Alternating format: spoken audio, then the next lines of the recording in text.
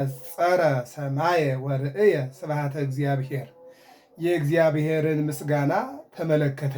በስመ አብ ወወልድ ወመንፈስ ቅዱስ አሐዱ አምላክ አሜን። በዓለም ላይ የምትኖሩ ኦርቶዶክሳውያን እግዚአብሔር ልጆች ሰላም እግዚአብሔር ይብዛላችሁ።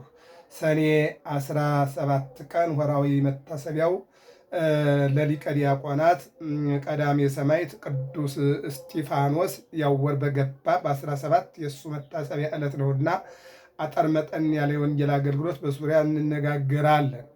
ዛሬ እንደሚታወቀው ሰኔ 17 ቀን በዓመት የጻድቁ አባታችን ቀስ ዘመደራ የተባለ መደራ የምትባል አድዋ አካባቢ ያለችውን ገዳም የመሰረተ ከ9 ቅዱሳን አንዱ ሆኖ ከሮምና ከአንጾኪያ ከመጡት አንደኛው የሆነ አባ ገሪማ ዓመታዊ ክብረ በዓል ነው። በዓለ ንግሥ ነው። እሱም በተመለከተ በሁለት የተከፈለ ገብረ መስቀል ሚዲያ ላይ ገብታችሁ ማየት ትችላላችሁ። ተላልፏል።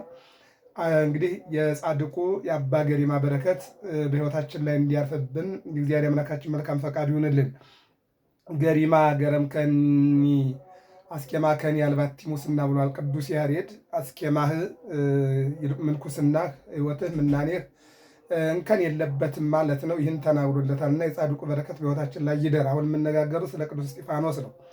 እስጢፋኖስ እንደሚታወቀው ጌታችን መድኃኒታችን ኢየሱስ ክርስቶስ በቀራንዮ ተሰቅሎ በጎልጎታ ተቀብሮ ከተነሳ በኋላ 40 ቀንና 40 ሌሊት ስርዓተ ቤተ መቅደስን 7ቱ ኪዳናትን ለሐዋርያት ካስተማረ በኋላ በደብረ ዘይት ወደ ሰማይ ወጥቷል። ወይም ደግሞ ወነበረ በማናቡ ወደ መጣበት ክብሩ ተመልሷል ማለት ነው። ከዚህ በኋላ ሐዋርያት ያው እንግዲህ አስቀድሞ ተነግሯል። በማቴዎስ ወንጌል ምዕራፍ 28 ቁጥር 19 ላይ እናንተስ በዓለም ሂዱ፣ ወደ ዓለም ሂዱ፣ ወንጌልን ስበኩ፣ ያመነ የተጠመቀ ይድናል እያላችሁ በአብ በወልድ በመንፈስ ቅዱስ ስም እያጠመቃችሁ ደቀ መዛሙርት አድርጓቸው ተብለው ተልኮ ነበርና ሁለት ሆነው ሐዋርያት ተልኳቸውን እንግዲህ በመጀመሪያ መንፈስ ቅዱስ በእነሱ ላይ ወረደ። ከዚያ ቀጥሎ ደግሞ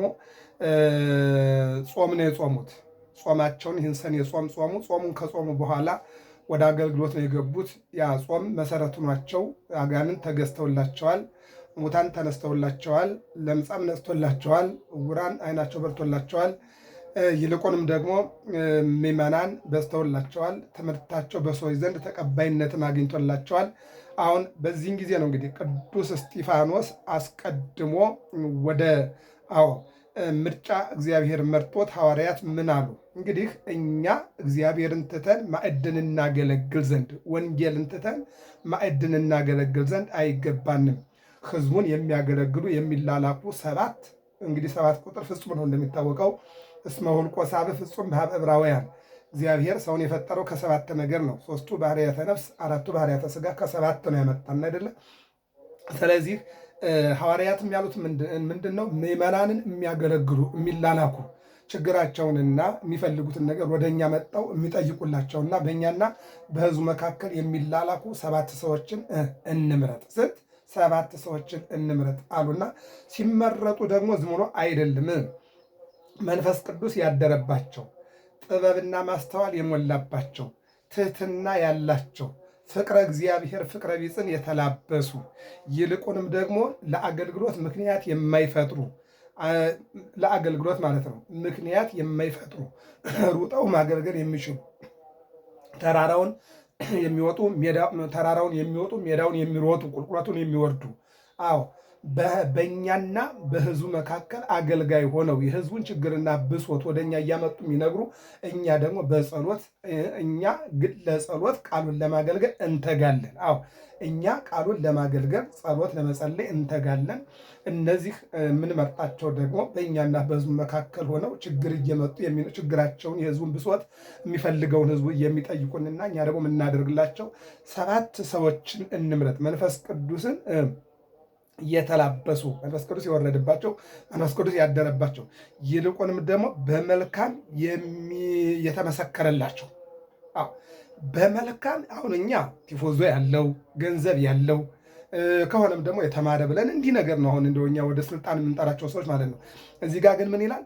በመልካም የተመሰከረላቸው መንፈስ ቅዱስ ጥበብን የሞላባቸው ይልቁንም ደግሞ ጸጋና እውነትን የተላበሱ 7 ሰዎችን ለአገልግሎት እንምረጥ አሉ። አዎ እኛ ግን ቃሉን ለማገልገል እንተጋለን። እነዚህ ግን ሕዝቡንና እኛን የሚያገናኙ ድልድዮች ወይም መሰላሎች ናቸው አሉና 7 ዲያቆናት መረጡ ነው የሚለው።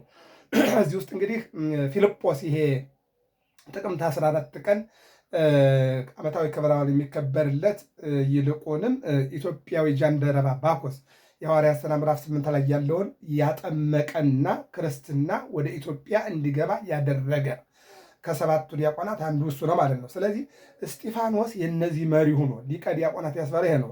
የ6ቱ የበላይ ኃላፊ ወይም ተላላኪ ሆኖ ሊቀ ዲያቆናት ተብሏል። ለ6ቱ ዲያቆናት የበላይ ሆኖ ተላላኪ ሆኖ ማለት ነው ሊቀ ዲያቆናት ተብሏል። ሌላው ተፍጻሜ ማን ነው? ቀዳሜ ሰማዕት ያስባለው ደግሞ ከኢየሱስ ክርስቶስ ቀጥሎ ኢየሱስ ክርስቶስ በቀራንዮ ተሰቅሎ ስጋውን ቆርሶ ደሙን አፍስሶ ዓለምን አድኗል።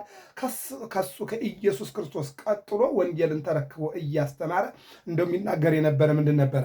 መንፈስ ቅዱስን የምትቃወሙ አንገተ ደንዳኖች ጆሮአችሁን እነሆ ጆሮአችሁ ያልተገረዘ ስርዓትን ተቀብላችሁ ነገር ግን ያልፈጸማችሁ የእግዚአብሔርን ክብር የምትቃወሙ ከእናንተ የእናንተ አባቶች ያላሳደዱት፣ ያልገረፉት፣ ያልገደሉት እንደገና ደግሞ ያልሰደቡት ድንጋይ ያልወረወሩበት ማን አለ? ቦዘ ወገሩ የወገሩት አለ። ወቦዘ ቀሰፉ የገረፉት አለ። ወቦዘ ቀተሉ የገደሉት አለ። እንደገና ደግሞ እነሆ የሰደቡት አለ፣ ያሳደዱት አለ። የእናንተ አባቶች ከብሉይ ኪዳን ጀምረው እስካሁን ድረስ ነቢያትን በድንጋይ ነቢያትን በጅራፍ ከዚያም አልፎ ደግሞ ራሱን ኢየሱስ ክርስቶስን መስቀል ላይ አውጠው ሰቅለው በጅራፍ ገርፈው በሚስማር ቸንክረው በጦር ወግተው ሆምጣጤ አጠጥተው ገደሉት። እርሱ ግን አለ እነሆ ሞት ይይዘው ዘንድ አልቻለም። በተቀበለ በ3ኛው ቀን ድንጋይ አንሱልኝ፣ አፈር በትኑልኝ፣ መቃብር ክፈቱልኝ ሳይል ተነሳ። የተነሳው አምላክ ደግሞ ምታት አይደለ በእውነት ሐዋርያት እያዩት ወደ ሰማይ አረገ።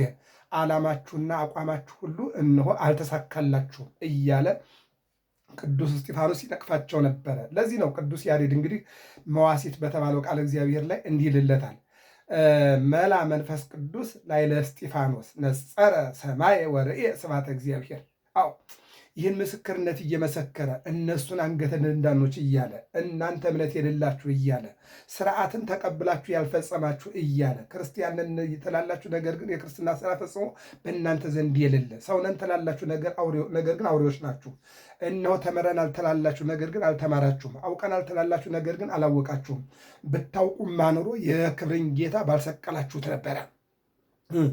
ፈጣሪን ሰቅሎ እውቀት የለም። አምላክን ገሎ እውቀት የለም። አዎ አምላክን አሳዶ እውቀት የለም። አምላክን ቸንክሮ እውቀት የለም። እውቀት እንዲህ አይደለም። እናንተ ግን አዋቂ ነን ትላላችሁ፣ ነገር ግን አዋቂ አይደላችሁም። ክፉዎች ናችሁ። ይልቁንም አንደበታችሁ አልተገረዘ፣ የምትናገሩትን አታውቁም። ጆሮአችሁ አልተገረዘ፣ የሚሰማውን አያውቅም። እጃችሁ አልተባረከ፣ የሚወረውረውን አያውቅም። እግራችሁ አልተባረከ፣ የሚሄድበትን አያውቅም። እናንተ እንዲህ ናችሁ። አዎ ህሱ ሰላምን የማትፈልጉ ፈልጉ ተብላችሁ ሰላምን የማትፈልጉ እወቁ ተብላችሁ እውነትን የማታውቁ ክፎች። አዎ የትናንት አባቶችን የገረፋችሁ የገደላችሁ፣ ያሚባስ ብላችሁ ደግሞ ራሱን የዓለምን ጌታ የዓለምን ፈጣሪ እሱን ደግሞ አዎ ገርፋችሁ ሰቅላችሁ ገደላችሁት እያለ ይናገራቸው ነበር። ይህን እየተናገረ ይላል ይህን እነሱን እየተናገረ እነሱን ምን ይላል?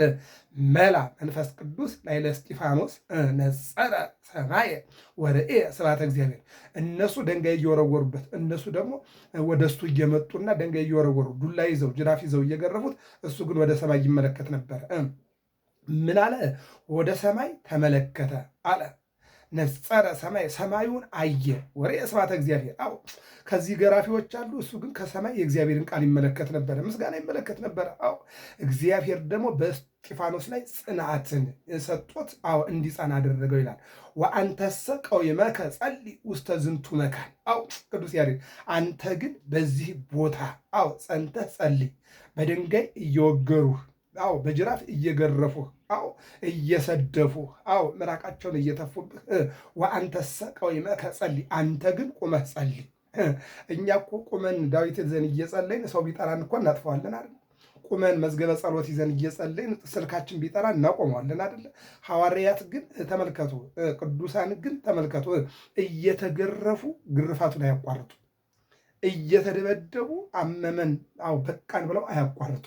ቅዱስ ያሬድን አሁን ይሄ አንተሰ ቀዊመከ ጸልይ ውስተ ዝንቱ መካን፣ በዚህ ቦታ ላይ አንተስ ቁምና ጸልይ፣ ከእግዚአብሔር ጋር ተነጋገር ማለት ነው። ቅዱስ ያሬድ በአንድ ወቅት ቀዳሚሃ ለጽዮን ሰማየ ሳረረ ወበዳግም አርአዮ ለሙሴ ዘከመ ይከብር ግብራ ለደብተራ እያለ ቀዳሚሃ ለጽዮን እያለ ዜማውን ሲያዘም ማለት ነው። አፄ ገብረ መስቀል ተመሰጡና ይላል ተመሰጡና የእሱን መቋሚያ ተቀብለው አው ጦር ነው ከታች ያለው እግሩን ወጉት ይላል። የሚገርመው ነገር የጀመረውን ቃለ እግዚአብሔር አገልግሎት እስከሚጨርስ ድረስ እግሩ ላይ ያለው ብረት አልተነቀለም። አገልግሎት ሲጨርስ ግን ከእግሩ ላይ ያለውን ብረት ነቀሉና ምን ልካስ ምን ላድርግ? አዎ በስሜት ገብቼ ወግቻ አለሁኝ ምን ላድርግ? እኔ ሌላ ካሳ አልፈልግም፣ ወደ ገዳም እጄ አምላኬን እግዚአብሔር እንዳገለግል ይፍቀዱልኝ ያለ ንጉሡን አያችሁ። የእኛ ቅዱሳን ነው ሰይፍ አንገታቸው ላይ ሆኖ አገልግሎት አላቋረጡም። ጦር ጎናቸው ላይ ገብቶ አገልግሎት አላቋረጡም። በጅራፍ እየተገረፉ አገልግሎት አላቋረጡም። እሳት ውስጥ ገብተው አገልግሎት አላቋረጡም።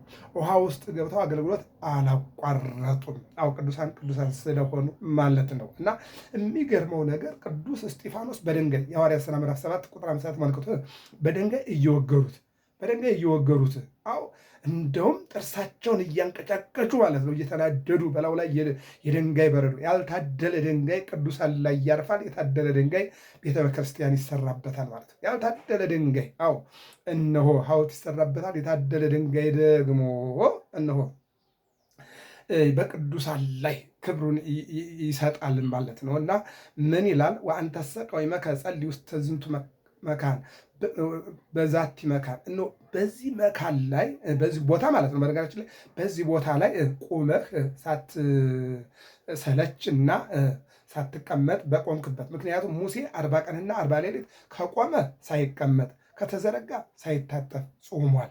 ጌታችን በገዳመ ቆሮንቶስ 40 ቀንና 40 ሌሊት ከቆመ ሳይቀመጥ ከተዘረጋ ሳይታጠፍ እነሆ ጾሞ ጸልዋል። እዝራም እንደዚሁ፣ ሕዝቅኤልም እንደዚሁ። እነዚህ ሁሉ ቅዱሳን አዎ ቀጥ ብለው ቆመው ወደ እግዚአብሔር እንደው እነዚህ ትልልቆች ናቸው። ምንድነው? በጸሎቱ ለቅዱስ ቂርቆስ ወፃ ማይ ሙስተ ጽሕርት ወኮነ ጥምቀተ ለአግብርተ እግዚአብሔር። ያ ሕፃኑ የ3 ዓመት ሕፃን ማንን ታመልካለህ ሲለው ለእስክንድሮስ ምን አለ? እኔ አንተንም እኔንም እናቴንም የፈጠረ እግዚአብሔርን አመልካለሁ ብሎ እጆቹን ዘርግቶ አይኑን ወደ ሰማይ ገብቶ ጸሎት አሳየው፣ የጸሎት ስርዓት አሳየው ይላል። ምንም ባያምንም ከሃዲው የጸሎት ስርዓት አሳየው ይላል። ስለዚህ አንተ ግን ቆመህ ባለህበት ቦታ ጸልይ። ከማን? ከእግዚአብሔር ጋር ተነጋገር። ከማን ጋር? ከእግዚአብሔር ጋር ተነጋገር ይልና ብፁዕ እስጢፋኖስ እስመ ጸሎተ ጻድቅ ትበቆ ታሰልጥ። ብፁዕ አንድ የተለየ ክቡር እንቁ። ብፁዕ ማለት የተለየ ማለት ነው፣ ክቡር አሁን እንቁ አንተ የእግዚአብሔር አገልጋይ የጻድቅ ሰው ጸሎት ሀገርን ሕዝብን ትጠቅማለችና አንተስ በዚያ ቦታ ላይ አንድም በዚህ ቦታ ላይ ሆነ ጸልይ፣ ከእግዚአብሔር ጋር ስለ ሕዝቡ ስለ ሀገር ተነጋገር። ምክንያቱም እኛ ግን ለጸሎት ቃሉን ለማገልገል እንተጋለን ብለዋልና ለቃሉና ለጸሎት መትጋት ያስፈልጋል ማለት ነው የሚናገረው። ሌላው አመያ ቀውም አባግአ በየማኑ ዋጣሊ በጸጋሙ በማቴዎስ ወንጌል 25:15 ላይ ጌታ በመጨረሻው ሰዓት በጎችን በቀኙ ኃጥአንን በግራው ባቆመ ጊዜ አንድም የማያቆምበት ጊዜ በደረሰ ጊዜ የሚገርም ነገር ነው። አመያ ቀውም በጎቹ መልካም የሰሩትን በቀኝ ሲያቆም፣ ክፉ የሰሩትን በግራ ሲያቆም እና የዚያን ጊዜ አለ ያንብረነ በየማኑ ምስለ እስጢፋኖስ ሰማዕት፣ ጌታችን መድኃኒታችን ኢየሱስ ክርስቶስ ከእስጢፋኖስ ሰማዕት ቀዳሜ ሰማዕት ሊቀ ዲያቆናት ከሱ ጋራ እኛንም በቀኙ ያቁመን። እኛንም በቀኙ አሁን ሁሉም አንዳንዱ በሰይፍ አንዳንዱ በጦር አንዳንዱ በጅራፍ፣ አንዳንዱ በፈላ ውሃ፣ አንዳንዱ በእሳት፣ ሁሉም መስዋዕትነት የመክፈሉ ጉዳይ መጨረሻ በቀኝ ለመቆም ነው። ሌላ ዓላማ የለውም እኮ በቀኝ ለመቆም ነው። በቀኝ ቆሞ እነሆ እግዚአብሔርን አክብሮ ለማለፍ ወደየት? ወደ መንግስተ እግዚአብሔር ለማለፍ በቀኝ ቆሞ በቀኝ ቆሞ ወደ ነው የሚሄደው? ወደ መንግስተ እግዚአብሔር ነው። በግራ ቆሞ ወደየት ነው የሚሄደው? ወደ ሲኦል ነው፣ ወይም ወደ ገሃነም እሳት ነው። ከዚህ ሁላችንን እግዚአብሔር ይሰውረን። የሚገርም ነገር ነው። ቅዱስ እዚህ ጋር እንደው የእስጢፋኖስን ጉዞ እንመለከተው። እዚህ የሐዋርያት ሥራ ምዕራፍ 7 ቁጥር 50 ጀምሮ ባለው ቃሉ ላይ የሐዋርያት ሥራ ምዕራፍ 7 እንዲህ ይለናል። ቅዱስ እስጢፋኖስ የተናገረውን ነው የምናየው። ምን ይላል?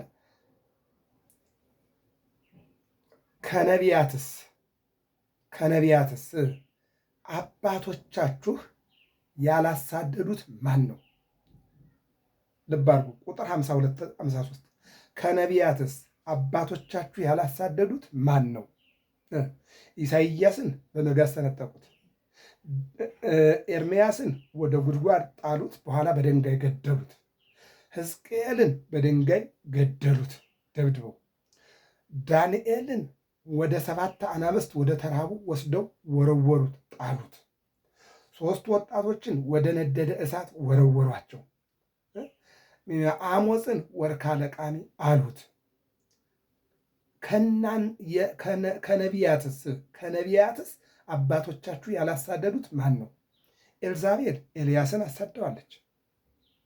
850 የሐሰት ነቢያትን ገደልክብኝ ብላ በዓል የሚባል ጣዖት ነበረ። አፍንጫ ያለው አይሸትም፣ እግር ያለው አይሄድም፣ እጅ ያለው አይሰበስብም፣ አፍ ያለው አይናገርም፣ አሻንጉሊት ነው። እሱን ለምን አቃጠልክብኝ ብላ ኤልያስን አሳደደችው። ስለዚህ ከነቢያትስ አባቶቻችሁ ያላሳደዱት ማን ነው? የጻድቁን መምጣት አስቀድሞ የተናገሩትን ገደሏቸው። የጻድቁን እውነተኛ የእግዚአብሔርን መምጣት ፈኑ እዴከ እማርያም አድነኒ ወባልሐኒ የማይበዙ ክንድህ ላክ። የአብ ክንዱ ማን ነው? ወልድ ነው። ክርስቶስን ላክ ይውረድ ይወለድ ብሎ የተናገሩትን አሳደዷቸው፣ ገደሏቸው። ኤልያስ እነሆ እግዚአብሔር አምላክ ከሆነ እግዚአብሔርን እናምልክ፣ በዓል ደግሞ አምላክ ከሆነ በዓልን እናምልክ ብሎ ስለተናገረ በዓል ጣዖት ነው፣ መስዋዕታቸው ሊቀበላቸው አልቻለም። እግዚአብሔር ደግሞ አምላክ ነውና ኤልያስን መስዋዕት ተቀበለ። በዚህ ኤልያስን አሳደዱት። ኢሳይያስ ለምን ታደክሙታላችሁ? ሰዓቱ ሲደርስ እነሆ ድንግል በድንግልና ጸንሳ በድንግልና ትወልዳለች፣ ስሙንም አማኑኤል ትለዋለች። ይህን ስላለ ይልቁንም ሕፃን ተወልዶልናል፣ ልጅም ተሰጥቶናል፣ ስሙም ድንቅ መካር እያለ የሰላም አለቃ ተብሎ ይጠራል።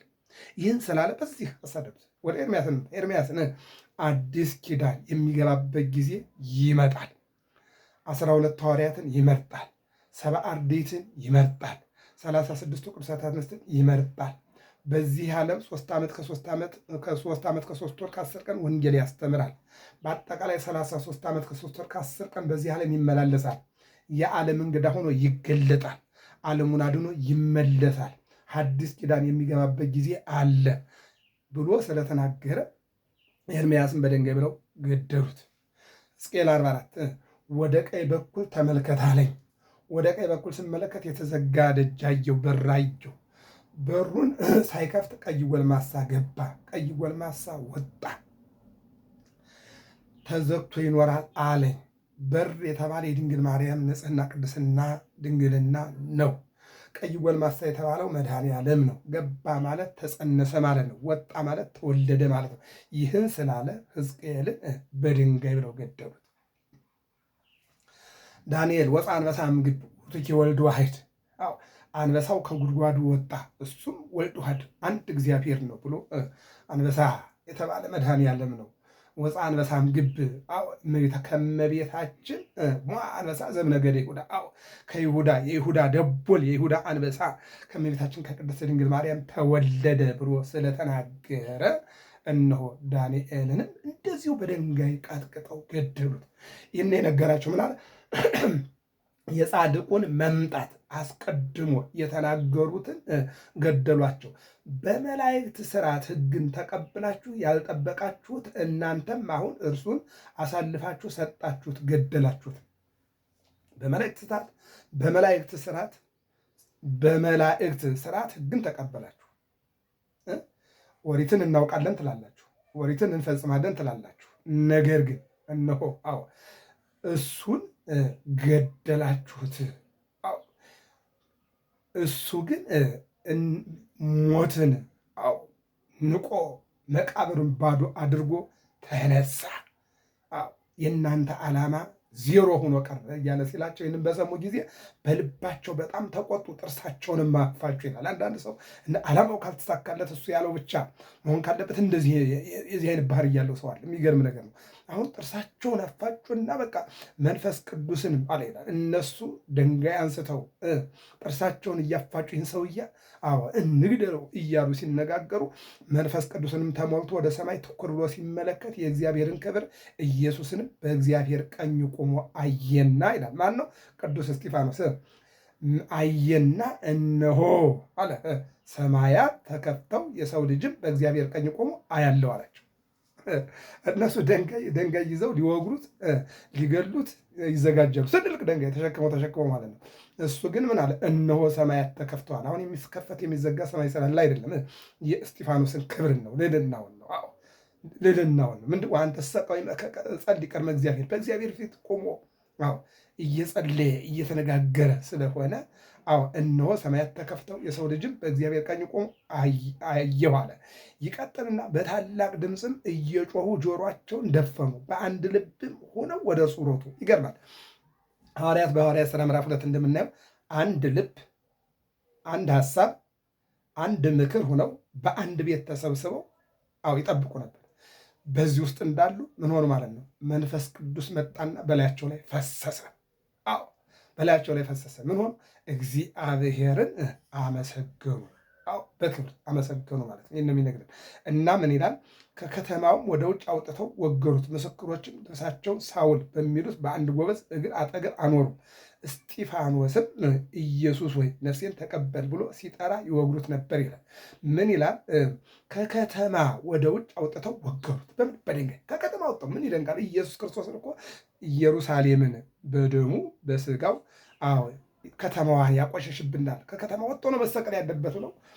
ትንቢቱን አላወቁም። እግዚአብሔር ንጉሱ ቅድመ ዓለም ወገብረ መድኃኒተ በማእከለ ምድር። ማእከለ ምድር ከኢየሩሳሌም ወጣ ብሎ በተራራው ላይ እንደሚሰቀል አስቀድሞ ተነግሮ ነበር። ይህን ስለማያውቁ በእነሱ ሀሳብና በእነሱ ፈቃድ የሚሰቀል መስሏቸው ከከተማ አውፀው ወአፋ ከከተማ አውጥተው ቀራንዮ ላይ ሰቀሉት ይላል። እሱንም እስጢፋኖስንም የክርስቶስ አገልጋይ ነውና ከከተማ አውጥተው በድንጋይ ወገሩት ይላል እና በዚህን ጊዜ ነው ምስክሮችም ልብሳቸውን ሳውል በሚሉት በአንድ ጎበዝ እግር አጠገብ አስቀመጡ። ማነው? ጳውሎስ ማለት ነው። ሳውል እሱ እስጢፋኖስ እንዲገደል የወሰነ የተመካከረ፣ ይልቁንም ደግሞ የገዳዮችን ልብስ ሰብስቦ ይዞ በሉት ግደሉት እያለ ያስገደለ እሱ ነው ማለት ነው። በኋላ ግን እነሆ የገደልከውን ባትመልስ የበተንካቸውን ትሰበስባለህ፣ ያስካርካቸውን ታሳምናለህ፣ ያቃጠልከውን ትሰራለህ ብሎት ስሜን ትሸከማለህ በአሕዛብ መካከልም ብሎ እንደገና የራሱ አገልጋይ አድርጎታል ማለት ነው። ስለዚህ ተንበርክኮም ጌታ ሆይ ይህን ኃጢአት አትቁጠርባቸው። የሚገርም ነገር እየደበደቡት አትቁጠርባቸው፣ እየገረፉት አትቁጠርባቸው፣ ይህን ኃጢአት አትቁጠርባቸው ብሎ በታላቅ ድምፅ ጮኸ። ይህንም ብሎ አንቀላፋ። ሳውልም በእርሱ መገደል ተስማምቶ ነበረ ይለናል። በማን? በእስጢፋኖስ መገደል ጳውሎስ ማለት ነው ተስማምቶ ነበር። ሳውል ነበር የሚባል ተስማምቶ ይገደል። ለምን? እግዚአብሔርን እነሆ ስለአከበረ። ይገርማል። እግዚአብሔርን ስላከበረ፣ ስለ ክርስቶስ ምስክር ስለሆነ፣ ስለ ክርስቶስ ምን ስለሆነ? ምስክር ስለሆነ ይላል። እንዲህ የሚገርም ነገር እኮ ነው እናንተ። እግዚአብሔርን የሚያገለግሉ ሰዎች እንደውም በዚህ በወንጌሉ ላይ ምን ይላል? እናንተን መግደል እናንተን መደብደብ ሃይማኖትን እንደ ማክበር ሆኖ እንደ ማክበር ብለው ይወስዱታል ይላል። ማንም እናንተን መደብደብ እናንተን መግደል ሃይማኖታቸውን እንደ መጠበቅና የሃይማኖት ስርዓትን እንደ ማስተካከል መስሎ ይታያቸዋል። አዎ እናንተን ሲገሏችሁ ሲያሳድዷችሁ እግዚአብሔርን ያከበሩ ይመስላቸዋል ይላል። ይህን ነው የሚናገረው። እንግዲህ ምንድን ነው ወአንተሰ ቆይመከ ጸልይ፣ አንተስ በእግዚአብሔር ፊት አንተማ በእግዚአብሔር ፊት ቆመህ ጸልይ፣ ከእግዚአብሔር ጋር ተነጋገር። ሙሴ 570 ጊዜ በሰባት ደመና ውስጥ ከእግዚአብሔር ጋር ተነጋግሯል። ቆሞ ማለት ነው። 40 ቀንና 40 ሌሊት የጸለየው ሙሴ የለመነ ሙሴ እምትስስዮሙ ለሕዝብከ እስራኤል ወደምስስ ውስተ መጽሐፈ ሕይወት፣ እስራኤልን ከምታጠፋ እስራኤልን ከምትቆጣ እኔን ከፈቃድህ አውጣኝ እያለ ሙሴ እንደምናውቀው በሱ ጸሎት በሱ ልመና 600 ሺህ እስራኤላውያን የኤርትራን ባህር ተሻግረው ሲና ደርሰዋል። ከሲና ደግሞ ከነአን ገብተዋል። በነገራችን ላይ ይህን ሁሉ ተጉዘዋል። በኋላ ግን የኃጢአታቸው ብዛትና ሸክም እያለቁ ያው እንግዲህ 2 ሰዎች ብቻ እንዲገቡ የተደረገበትን ታሪክ ነው የምናነበው። እሱ ሌላ ቀን እንመጣበታለን። ምክንያቱም ሁሉም በየመንገዱ ጣዖት ያመልካሉ፣ እግዚአብሔርን ያማሉ፣ እግዚአብሔርን ይክዳሉ። በዚህ ሁሉ በየመንገዱ እየተንጠባጠቡ የምኞት መቃብር ውስጥ እየገቡ እየወደቁ ኢያሱና ካሌብ ብቻ እንደገቡ ነው የሚነገረውና ስለዚህ የእግዚአብሔርን ፈቃድ አለመፈጸም መንገድ ላይ ያስቀራል፣ ጉዞን ያስተናክላል። አዎ እና አንተ ግን ይላል በእግዚአብሔር ፊት ሆነህ ለሕዝቡ ጸልይ። እስመ ጸሎተ ጻድቅ አዎ ትበቁ ወታሰልጥ። አዎ የጻድቅ ሰው ጸሎት ሕዝብን ሀገርን ትጠቅማለች ተብሏልና ጸልየን እግዚአብሔር የሚሰማን መልካም ፈቃድ ይሁን። መንፈስ ቅዱስ ላይ ለእስጢፋኖስ በእስጢፋኖስ ላይ መንፈስ ቅዱስ ተመላ። መንፈስ ቅዱስ ወረደበት። መንፈስ ቅዱስ አናገረው። ነጸረ ሰማይ ወደ ሰማይ እንዲመለከት አደረገው። ወደ ሰማይ ተመለከተ። ወደ ሰማይ አየ። ወደ ሰማይ አንጋጠጠ። ሰማዩን አየ። በሰማይ ይሃሉ ልብክሙ፣ ልባችሁ በሰማይ ይኖራል ተብሏልና በሰማይ ማን አለ? እግዚአብሔር። ስትጸልዩ አባታችሁ ሆይ በየት ያለ? በሰማይ ያለህ በሰማይ የምትኖር ብላችሁ ጸልዩ አይደል የተባልነው? አዎ በሰማይ ወደሚኖር ወደ እግዚአብሔር አይኑን ገለጠ።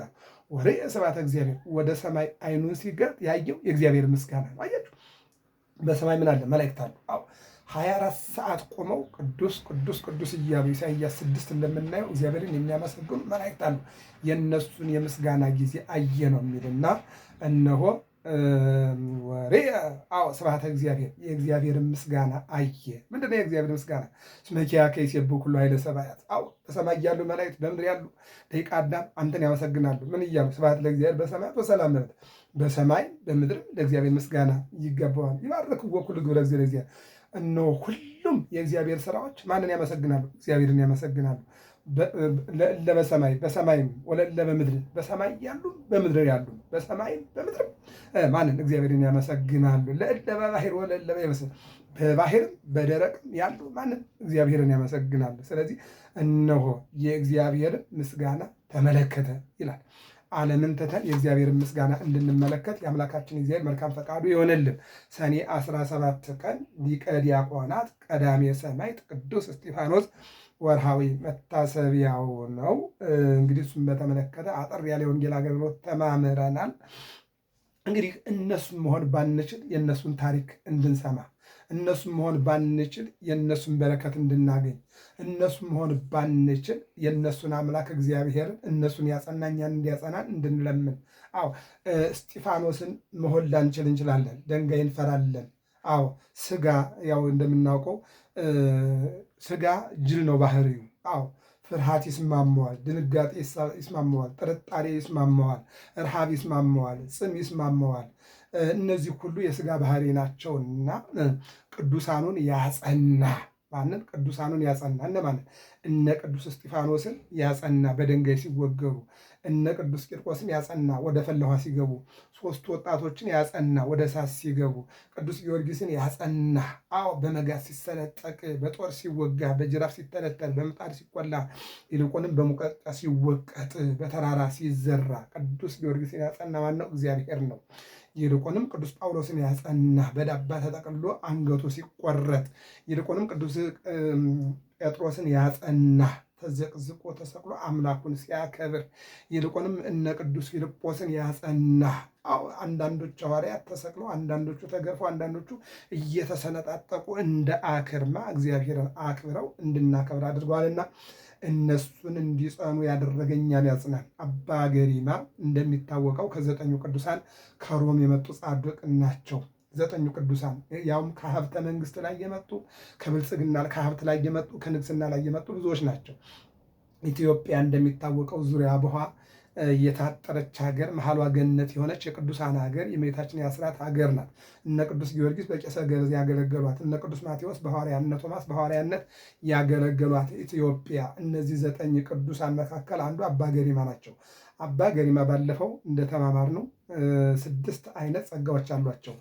አንደኛው በአንድ ቀን ስንዴ ዘርተው በአንድ ቀን ያደረሱ ጻድቅ ናቸው አንደኛው። ሁለተኛው በትራቸውን ቢተክሉት እንደ አሮን በትር ተተክሎ ወይን ያፈራላቸው ጻድቅ ናቸው።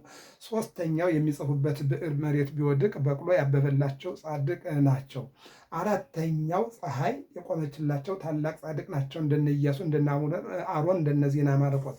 አምስተኛው ጻድቁ እነሆ ገሪማ ገረምከነ ሳይበሉ በልተዋል ተብለው ተከሰው እስኪ ምስክሮችን እንጠይቅ አንተ ትንሽ ገለል በል ሲባሉ እኔ ምን ብቻ ሄዳለሁ ድንጋዮችም ዛፎችም ይነሱ ብለው አለፍ ሲሉ ሁሉም ብድግ ብለው ተጓዙ። ጌታ ምን ብሏል በወንጌል?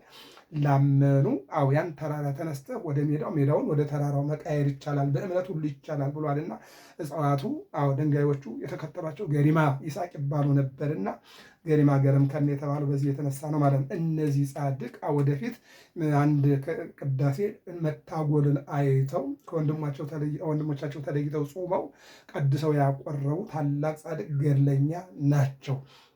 ስለዚህ እነዚህ ጻድቅ ዛሬ በእሳት ሰረገላ ምንድን ነው ቅዱስ ቂርቆስን ያለው? ትቅበር ሥጋዬ ዲበ ምድር፣ ሥጋዬን በመሬት አትቅበር። አሴከ ዘሀሎ ውስተ ልብከ፣ በልቤ ያለውን እሰጥሃለሁ አደርግልሃለሁ አለው ጌታ። በልቤማ ያለው በረከሰ ዓለም በረከሰ መሬት ሥጋዬን አትቅበርብኝ። ጌታ ደግሞ ምን አለው? ወአዲ ከመ ኢይማስ ሥጋከ ዲበ ሰረገላ። ኤልያስ እያነበረከ በኤልያስ ሰረገላ ወደ ብሔረ ሕያዋን እጭንሃለሁ ወስድሃለሁ እንጂ በዚህ በቆሸሸ ዓለም ያንተ ቅዱስ ሥጋ አይቀበርም ብሎ ቃል ገብቶለት ቅዱስ ቂርቆስ ያው እንደተነጠቀ እናያውቃለን። ስለዚህ በሰረገላ የወጡ ደግሞ ኤልያስ በሁለተኛ ነገሥት ምዕራፍ 2 እንደምናየው ኤልያስ በሰረገላ ወደ ሰማይ ተነጠቀ። ሄኖክ ተሰወረ፣ ቅዱስ ያሬድ ተሰወረ፣ ዮሐንስ ወንጌላዊ ተሰወረ። አባ ገሪማም በዛሬው ዕለት በሰረገላ ወደ ብሔረ ሕያዋን የተሰወሩበት ቀን ነውና የጻድቁ በረከት የቅዱስ እስጢፋኖስ የሰማዕቱ በረከት በሕይወታችን ላይ ይደርብን። ገብረ መስቀል ሚዲያ